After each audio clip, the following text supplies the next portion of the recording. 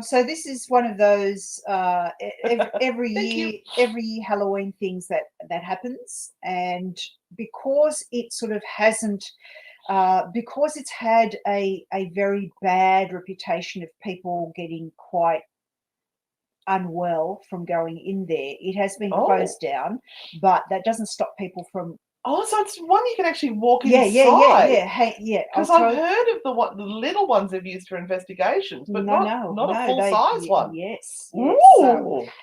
Exactly where in North Louisiana the Devil's Toy Box is located is hard to pin down.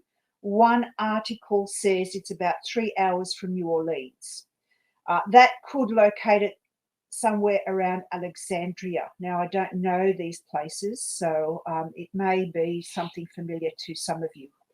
The legend says the cabin is on Farmer Graves' haunted orchard. Ooh. A quick Google search shows that orchard to be in Leesville. From what they can figure out, that's Michael Scott who wrote this particular article. The Devil's Toy Box was built in 2014 as part of a Halloween attraction on the orchard.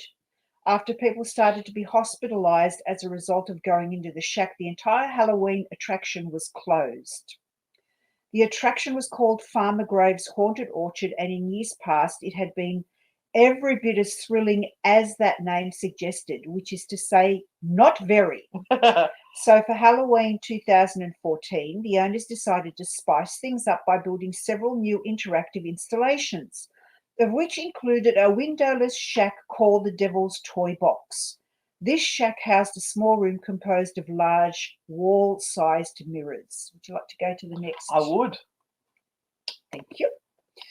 According to the thoughtcatalog.com, no one could last longer than 5 minutes inside of the shack. They say the longest anyone was ever able to stay inside of the Devil's Toy Box was 4 minutes and 37 seconds, according to the timer that was set up inside it. The person who set the record inside the Devil's Toy Box, according to thoughtcatalog.com, was Roger Heltz, aged 52 and a father of 3. Legend has it that he hasn't spoken since his Devil Toys Box experience. Wow. Other reports say people suffered heart attacks and bouts of insanity. Numerous people reportedly had to be physically removed from the room, kicking and screaming. So, isn't this interesting? Yeah. Is it because they say that mirrors are portals to other dimensions, but I think they're also a portal to your own soul, and sometimes it makes you have a good hard look at yourself, doesn't it?